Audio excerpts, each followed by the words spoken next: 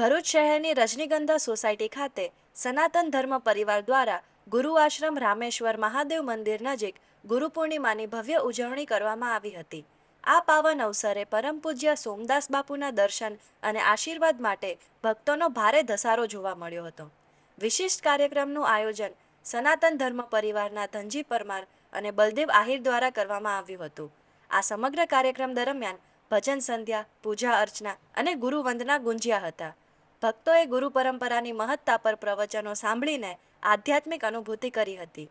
આ પ્રસંગે ભરૂચના ધારાસભ્ય રમેશ મિસ્ત્રી, જિલ્લા ભાજપ પ્રમુખ પ્રકાશ મોદી, ઉપપ્રમુખ નિરલ પટેલ, નગરપાલિકાના પ્રમુખ દેવેન્દ્ર વસાવા, આગેવાન ધર્મેશ મિસ્ત્રી, દિવ્યેશ પટેલ સહિતના શહેરના અનેક અગ્રણીઓએ પણ પરમ પૂજ્ય સોમદાસ બાપુના આશીર્વાદ મેળવ્યા હતા। આજે સત્ય સનાતન ધર્મ પરિવારના વડા પૂજ્ય સોમદાસ બાપુની નિશ્રામાં હજારો સંખ્યામાં ભક્તો અહીંયા આવીને એમના દર્શન પ્રાપ્ત કરી રહ્યા છે।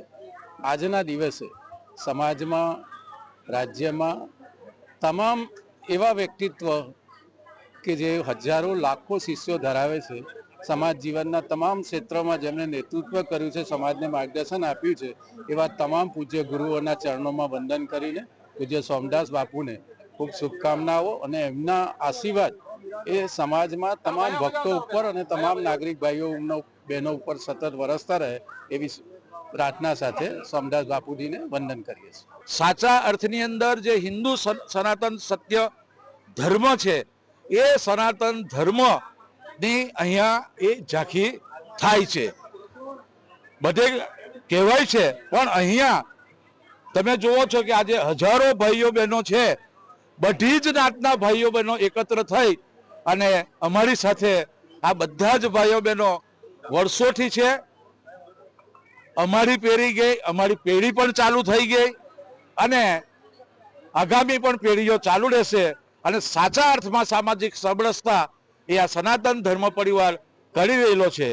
એ બદલ હું સનાતન ધર્મ પરિવારના ગાદીપતિ અને મારા ગુરુદેવ એવા પૂજ્ય સોમદાસ બાપુને મારાથી અભિનંદન ના અપાય, પરંતુ પૂજ્ય બાપુને અમે એવું કહીએ છીએ કે બાપુ તમારી જે શક્તિ છે એ શક્તિ હજુ ઉજાગર કરો અને આ સામાજિક સમરસતાની અંદર એને વાપરો અને એ વાપરવાથી ખરેખર આપણા ગુજરાતની અંદર સામાજિક સમરસતા થશે એવું આજના આ કાર્યક્રમ